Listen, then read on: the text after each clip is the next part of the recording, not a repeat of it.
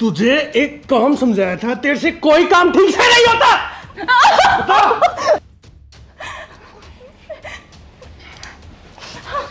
आज तुझे मैं बताता हूँ।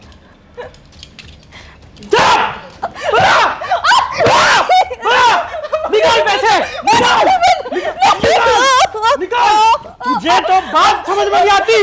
निकाल पैसे, कहाँ है? मुझे छोड़ दो प्लीज, मुझे छोड़ दो। बता, पैसे कहाँ है? निकाल पैसे। अगर पैसे नहीं है तो मंगा। अपने बाप से बोल शाम तक पैसे ले। मंगवा पैसे अपने बाप से।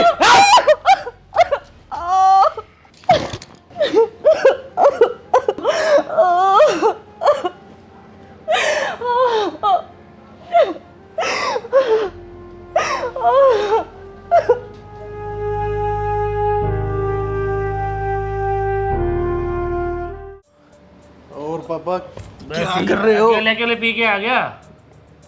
पापा पैसे ही खत्म हो गए थे। पैसे तो खत्म होने ही थे। बोल अपनी बीवी को पैसे मंगाए अपने बाप से। जितने पैसे देने थे उतने पैसे दिए नहीं है उसने। जाके बोल अपनी बीवी को, अगर वो पैसे देने से मना करे ना उसका ट्रीटमेंट करते अच्छी तरह। इस बार 5 लाख रुपए तो लेने देने हैं। तू टेंशन मत लियो, अगर वो नहीं देते हैं तो दूसरी शादी कर दूँ, तैयारी कर रखी है मैंने, टेंशन मत ले। आप टेंशन मत लो पापा, उसका ऐसा ट्रीटमेंट करूंगा कि उसका बाप 5 लाख क्या 10 लाख रुपए देगा। जल्दी जा।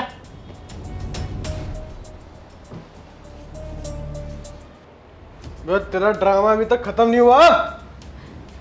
ये मगरमच्छ के आंसू किसी और के आगे दिखाइयो, ठीक है? और ये क्या दिन भर बैठी रहती है तू? खड़ी हो। तुम्हारी प्रॉब्लम क्या है? हर बार मुझे कुछ ना कुछ कहते रहते हो। ऐसा क्या कर दिया मैंने? बीवी हूँ तुम्हारी, नौकरनी। घर का काम क्या तेरा बाप आगे करेगा? है?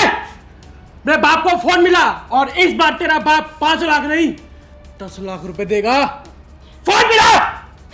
कहाँ से लाएंगे मेरे पापा इतना पैसा? जितना कर सकते थे उन्हें किया ना। क्या समझ के रखा है? मैं कुछ नहीं कहूंगी अपने पापा से। तुम्हें जो करना है तुम करो। बहुत जुबान चलने लग गई है तेरी।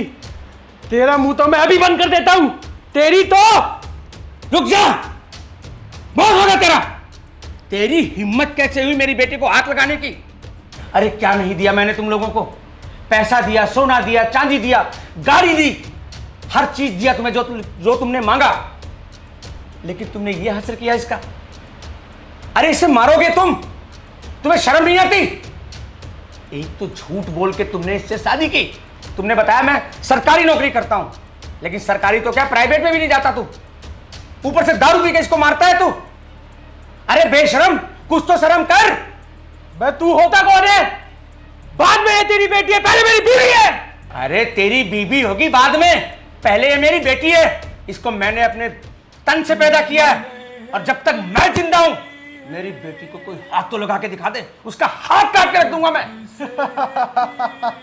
अबे 5 लाख तो तेरे से दिए नहीं जाते और तू बात कर रहा है दहेज की। अबे 5 लाख तो क्या, तुझे मैं 5 रुपए भी नहीं दूंगा।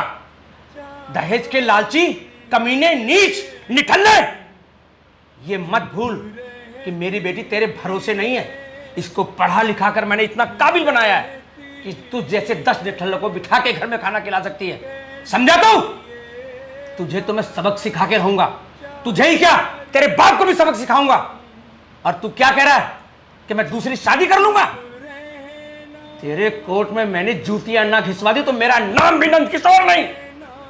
चल बेटी, इनको तो मैं कोर्ट में मिलता हूं। हाँ, ले जा अपनी बेटी को, चल।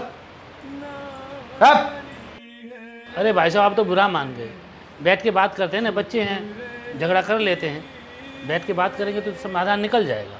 भाई साहब माफ कीजिए, मुझसे जो गलती पहले होगी वो गलती दोबारा नहीं होगी। और बैठ के बात तो कोर्ट में होगी। चल बेटा। अरे नहीं मानोगे भी भाई साहब? बस बस बस। नमस्कार दोस्तों, देखा आपने कैसे कैसे लालची लोग होते हैं दुनिया में, जिसे हम पहचान नहीं पाते हैं। किस तरह से अपनी फूल सी बेटी को हम इन लोगों को सौंप देते हैं और ये लोग उनके साथ किस तरह से दरिंदों की तरह व्यवहार करते हैं। ऐसे लोगों को पहचानिए और मेरी मानिए तो अपनी बेटियों को पढ़ाइए, लिखाइए, इस काबिल बनाइए कि वो ऐसे निकम्मों के भरोसे ना रहें, वो अपने पैरों पर खड़ी हो। ताकि अगर ऐसा निकम्मा कोई मिल भी जाए तो वो अपने पैरों पर खड़ी होकर अपनी ज़िंदगी को संभाल सकें और सब कुछ कर सकें, इनके मुंह पर तमाचा मार सकें। इसलिए दोस्तों, अपनी बेटियों को खूब पढ़ाएं, लिखाएं, उन्हें इस काबिल बनाएं ताकि वो अपने पैरों पर खड़ी हों और समाज में सिर ऊंचा करके रह सकें। और ऐसे दहेज के लोभियों से और ऐसे गंदे लोगों से सावधान रहें। नमस्कार।